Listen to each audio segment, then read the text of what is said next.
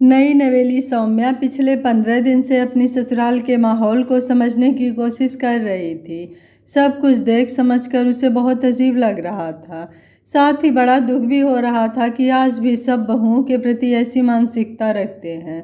कहीं गौरव के साथ शादी करके उसने गलत फैसला तो नहीं किया। गौरव बीटेक में उसका क्लासमेट था। बीटेक कंप्लीट करते करते दोनों में नज़दीकियाँ बढ़ी और दोनों एक दूसरे के प्रेम में खो गए। गौरव कैंपस सिलेक्शन के बाद जॉब करने लगा। सौम्या को आगे पढ़ने का शौक था तो वह एमबीए करने लगी। जब भी मौका मिलता दोनों एक दूसरे से मिलते रहते, लेकिन शादी की बात करते ही गौरव चुप हो जाता। एक दिन बहुत जोर देकर पूछने पर उसने कहा कि मेरी तुमसे शादी करने की हिम्मत ही नहीं हो रही है। मैं समझ नहीं पा रहा हूँ कि मैं क्या करूँ। उसने बताया कि उसकी माँ सरोज जी थोड़ी पुराने विचारों की महिला हैं।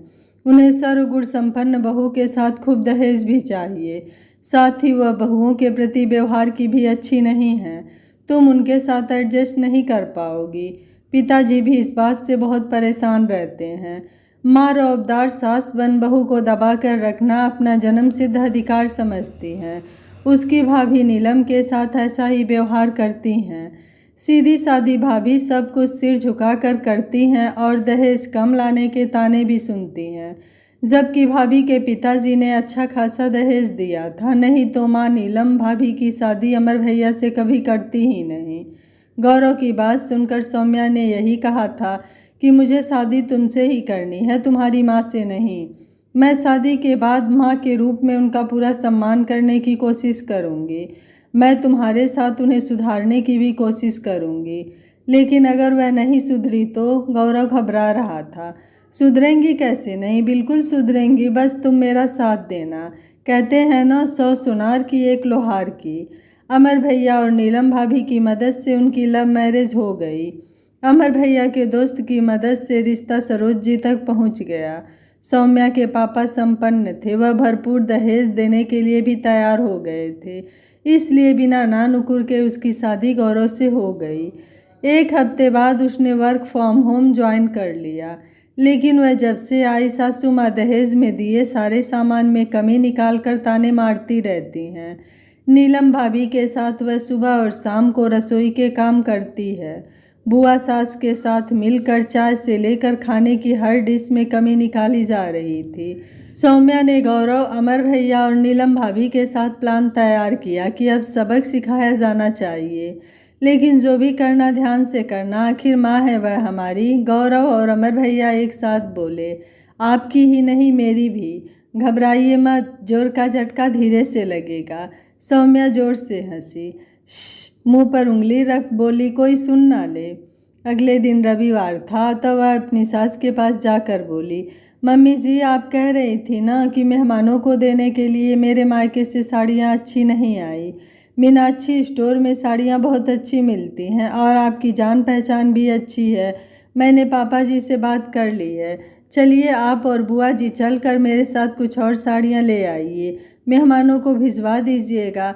आखिर इस घर की इज्जत का ख्याल रखना मेरा भी तो फर्ज है। सरोज जी खुश हो गईं। अपनी ननद उमा जी के साथ उन्होंने खूब शॉपिंग की। 40,000 का पेमेंट जब उन्होंने अपने पति सुधीर जी के क्रेडिट कार्ड से कटते देखा तो वह दंग रह गई। तुम्हारे पास यह क्रेडिट कार्ड कैसे? तुम तो कह रही थी कि पापा से, सरोज जी हकलाते हुए बोली। हाँ, मैं पापा जी से बात करके ही आई थी। आखिर गौरव आपके बेटे हैं। शादी में मेरे मायके से जो कमी रह गई है वह आप लोग पूरी कर लीजिए। सुधा जी और उमा जी दोनों घबरा गईं। अरे नहीं सौम्या बेटा, तुम्हारे घर से तो बहुत अच्छा सामान आया है। अभी तो दी हैं सबको इतनी अच्छी साड़ियाँ, अब दोबारा देना तो फिजूल खर्ची हो जाएगी। हे हंसने का नाटक करने लगी। वह तो हमने ऐसे ही कह दिया था, सरोज जी बोली। सौम्या मासूमियत से बोली, लेकिन मम्मी जी अब वापस भी तो नहीं कर सकते, वरना आप लोगों का नाम खराब हो जाएगा। मन महसूस कर सरोज जी मजबूरी में वह साड़ियाँ लेकर चली आईं। सासू माँ और बुआ जी एकदम शॉक्ड हो गई थी, थक भी गई थी। अतः नीलम भाभी को चाय बनाने का हुक्म देकर अपने कमरे में आराम करने चली गईं। भाभी चाय बनाकर दे आईं। डिनर के समय टेबल पर सब इकट्ठे हुए।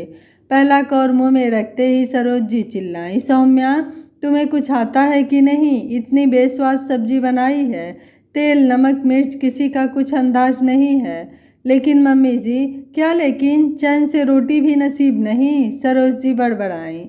लेकिन खाना तो मैंने और अमर भैया ने बनाया है मम्मी, गौरव घबराता हुआ बोला। क्या? खाना तुम दोनों ने बनाया? क्यों? तुम्हारी बीबियाँ क्या कर रही थी? मेरे घर में यह सब नहीं चलेगा, सरोज जी चीखते हुए बोली। सौम्या भी थक गई थी और नीलम भाभी की तबीयत ठीक नहीं है इसलिए। तुम चुप करो, सरोज जी गुस्से में आग बबूला हो उठी। तुम लोगों को बीबियों की गुलामी करने के लिए पढ़ाया लिखाया है? वैसे गौरव, आपने इतना अच्छा खाना बनाना कहाँ से सीखा? मम्मी जी से तो नहीं सीखा होगा ना? वैसे मम्मी जी, आपको इन लोगों को खाना बनाना सिखा देना चाहिए था। सौम्या, यहाँ मजाक नहीं हो रहा है, सरोज जी गुस्से में तमतमा रही थी। मैं भी मजाक नहीं कर रही हूँ मम्मी जी, सौम्या ने गंभीर स्वर में जवाब दिया।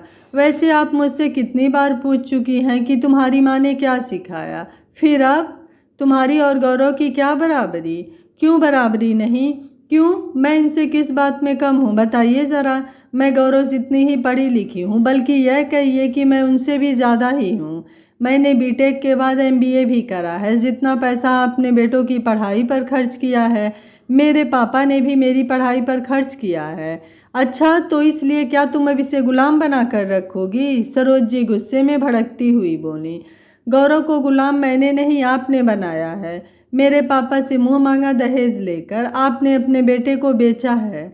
मेरे पापा ने मुझे बेचा नहीं, अपितु मेरे लिए दूल्हा खरीदा है। अतः मैं बराबर नहीं बल्कि उससे ऊपर हूँ।